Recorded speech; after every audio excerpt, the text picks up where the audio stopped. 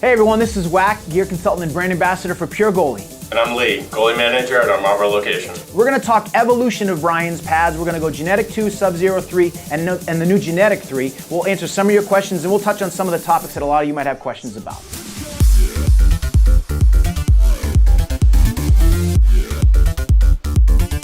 We have a beautiful wall of awesome stuff behind us. Goodies. G-NETik 2, Sub-Zero 3, the new G-NETik 3.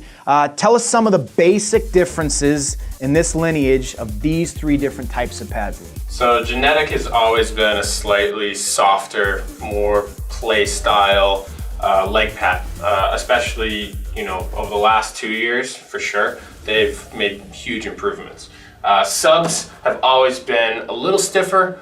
Big look, making yourself look big in that net. What are your findings? When you think of what people would call a butterfly pad or a box pad, flat face pad, this is the impetus of what you're looking for. Great slidability, phenomenal rebound velocity. It's going to facilitate that shape really for the life of the pad. If you like a stiff pad, you kind of can't go wrong with a Sub-Zero 3, but that pad, as you know, man, it doesn't work for everybody, right?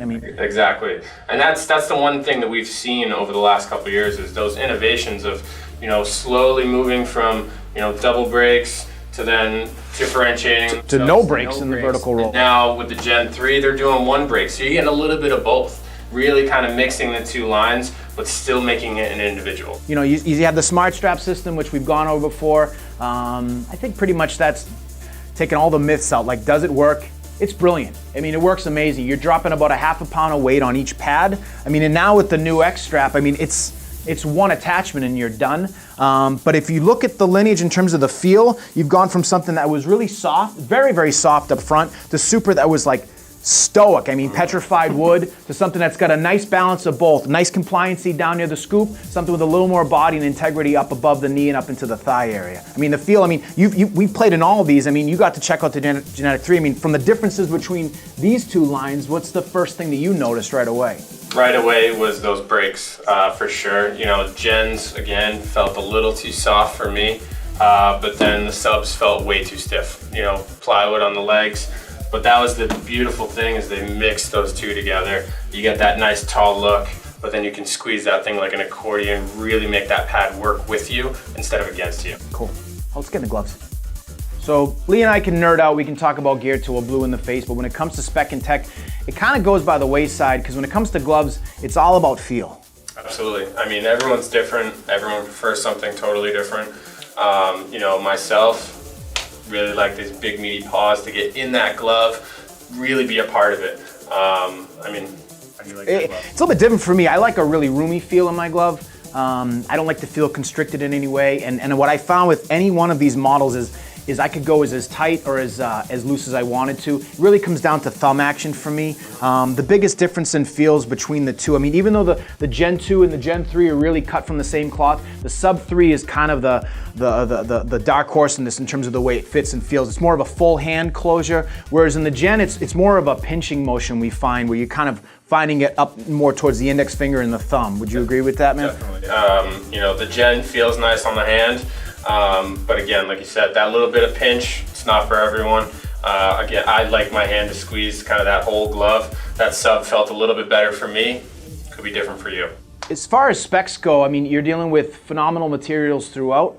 You've seen the evolution getting away from lacing in the overall palm of the glove to what happened in the sub, and obviously it continued on with the Gen 3 glove. But the weight and the balance it's awesome, man. And I think one of the biggest things is how they've progressed from, the Gen 2 had that, one-piece look. Kind of a faux cuff, exactly. Yeah, two-piece underneath.